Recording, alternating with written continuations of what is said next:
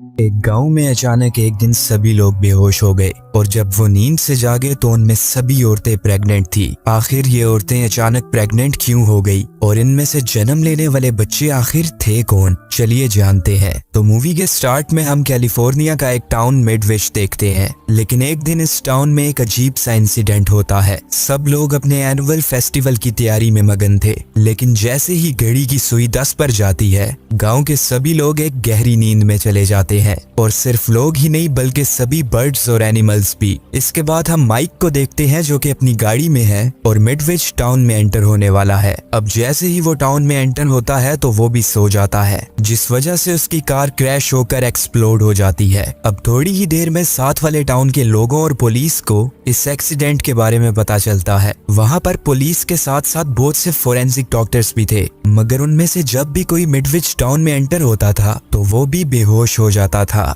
अब थोड़ी रिसर्च करने के बाद उन्हें पता चलता है कि इस टाउन में तो कोई न्यूक्लियर या केमिकल प्लांट भी नहीं है जिसका कोई लोगों पर साइड इफेक्ट हो रहा हो। वो सभी काफी परेशान थे और बिल्कुल क्लूलेस थे कि आखिर मिडवेस्ट टाउन में ऐसा क्यों हो रहा है। फिर हम उन्हीं लोगों में मौजूद एक डॉक्टर एलन को देखते हैं और एलन भी मिडवेस्ट टाउन का रेजिडेंट है। वो बहुत ज्यादा परेशान था क्योंकि उसकी वाइफ बारबरा उसकी कॉल्स पिक नहीं कर रही थी। अब कुछ घंटे गुजरते हैं और जैसे ही शाम के 4 बजते हैं सभी लोग अचानक जाग जाते हैं। एलन बारबरा के पास जाता है और उससे पूछता है कि क्या हुआ था, मगर वहाँ सभी लोगों की तरह बारबरा भी कुछ नहीं जानती थी कि आखिर उनके साथ ये हुआ क्यों और कैसे। फिर हम इस टाउन के स्कूल की प्रिंसिपल जिल को देखते हैं जो कि माइक की वाइफ है, और जब उसे अपने हस्बैंड की डेथ का पता चलता है तो उसका दिल बहुत ज्यादा टूट जाता है। वहाँ मौजूद कोई भी साइंटिस्ट या कोई भी आदमी इस बात का पता नहीं चला पा रहा था कि ये सब अचानक हुआ कैसे। अब जब उन्हें कोई जवाब नहीं मिलता तो लोग अपनी डेली लाइफ्स में मसरूफ होने लगते हैं। इसी तरह कुछ हफ्ते गुजर जाते हैं और आहिस्ता आहिस्ता लोग इस इंसिडेंट को भूलने लगते हैं। लेकिन फिर एक दिन एलन नोटिस करता है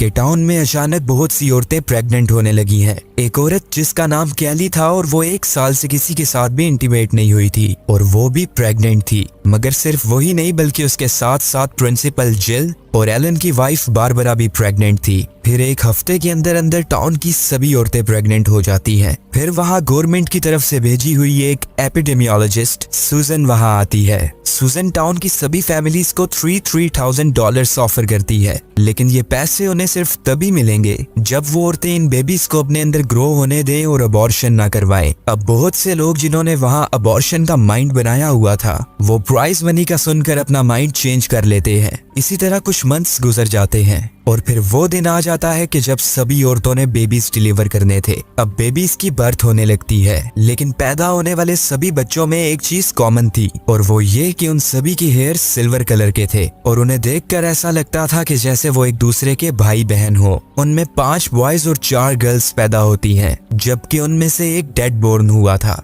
यानी कि मरा हुआ था। डॉक्टर सुजन डेड बेबी को अपने साथ लैब में ले जाती है ताकि वो उस पर एक्सपेरिमेंट्स करके इन बेबीज की ट्रू नेचर का पता लगा सके। अब स्टार्ट के कुछ मंथ्स तो बेबीज बहुत छोटे थे और सब कुछ नॉर्मल था, लेकिन फिर जिल एक दिन नोटिस करती है कि उसका बेबी डेविड नॉर्मल बच्चों से बहुत ज्यादा इंटेलिजेंट है, क्योंकि वो क्रॉल करने की एज में ही अपना नाम स्पेल कर पा रहा था। बारबरा और एलन ने भी अपनी बेटी मैरा में ये चीजें नोटिस की थी। और फिर एक दिन बारबरा देखती है कि मैरा की आईज ग्लो कर रही है। मैरा अपनी मॉम को हिप्नोटाइज करती है, जिसकी वजह से बारबरा अपना हाथ खोलते हुए पानी में डिप कर देती है, लेकिन जिल वहां आकर उसे बचा लेती है। अब इस इंसिडेंट के बाद बारबरा बहुत ज्यादा सहम चुकी थी। वो अपनी बेटी मैरा से बहुत ज्यादा डरने लगी थी और फिर बारबरा एक दिन इसी खौफ की वजह से सुसाइड कर लेती है। अब एलन अपनी वाइफ की डेथ की वजह से बहुत ज्यादा सैड था। उसको इस बात का शक था कि जरूर उसकी वाइफ की डेथ में मैरा कहीं ना कहीं इन्वॉल्व है, लेकिन वो इस बारे में किसी से बात नहीं करता। दूसरी तरफ डॉक्टर सुजन इन स्पेशल बेबीज को साथ साथ बहुत क्लोजली ऑब्जर्व कर रही थी। फिर वो गवर्नमेंट की रिसर्च टीम के साथ एक मीटिंग में बच्चों के बिहेवियरल चेंजेस के बारे में डिस्कस करती है। सुजन उन्हें बताती है कि टाउन में डेथ्स और एक्सीडेंट्स का ज्यादा होना कहीं ना कहीं इन बच्चों के साथ लिंक्ड है। वो उन्हें ये भी बताती है कि इन बच्चों की लीडर एलन की बेटी मैरा है,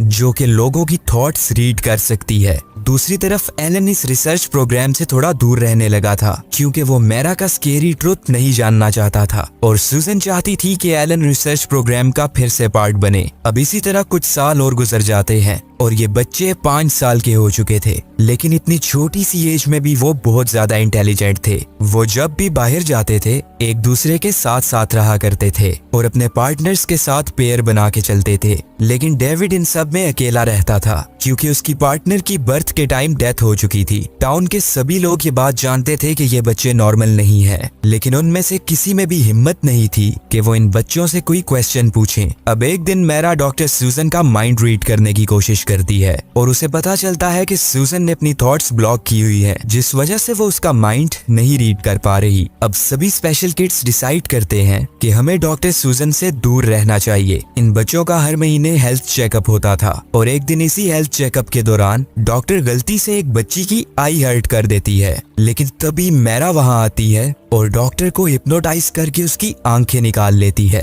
टाउन के सभी लोग ये बात जानते थे कि डॉक्टर के ब्लाइंड होने के पीछे इन बच्चों का हाथ है, लेकिन किसी के पास कोई प्रूफ नहीं था। जिल अपने बेटे डेविड को लेकर बहुत परेशान थी। वो एलन के पास आती है और उसे रिक्वेस्ट करती है कि तुम्हें इन बच्चों को सेपरेटली टीच करना चाहिए ताकि ये बच्चे ह्यूमैनिटी सीख सकें। फिर एक दिन बाहर एलन मैरा का हाथ पकड़ना चाह रहा था, लेकिन मैरा कोई भी रिस्पॉन्स दिए बगैर रोबोट्स की तरह वहां से चली जाती है। दूसरी तरफ जिल अपने बेटे डेविड के हेयर ब्रश करने की कोशिश करती है, लेकिन वो उसे ऐसा करने से रोक देता है और जिल को कहता है कि मेरे साथ आप इमोशनली अटैच मत हो क्योंकि इमोशंस यूजलेस होते हैं। फिर वो जिल का माइंड रीड करता है और उसे पता चलता है कि जिल अपने हस्बैंड माइक के बारे में सोच रही है। अब डेविड अपनी मॉम के साथ एक इमोशनल कनेक्शन फील करने लगता है क्योंकि वो भी अपनी पार्टनर को खो चुका था। फिर जिल की थॉट्स और भी ज्यादा रीड करने पर वो एक वर्ड एम्पैथी सीखता है, यानी कि हमदर्दी। फिर एक दिन वो सभी बच्चे एक साथ लाइन में वॉक कर रहे थे, लेकिन तभी डेविड उनसे सेपरेट होकर चलने लगता है। अब मैरा ये देखकर शॉक फील करती है क्योंकि आज से पहले किसी भी बच्चे ने ऐसा नहीं किया था, लेकिन मैरा उसे जाने देती है और रोकती नहीं है। अब डेविड ग्रेवयार्ड में जाता है और अपनी पार्टनर की ग्रेव ढूंढने लगता है। फिर उसे वहां अपनी पार्टनर की मदर मिलती है। वो बहुत ज्यादा इमोशनली ब्रोकन थी।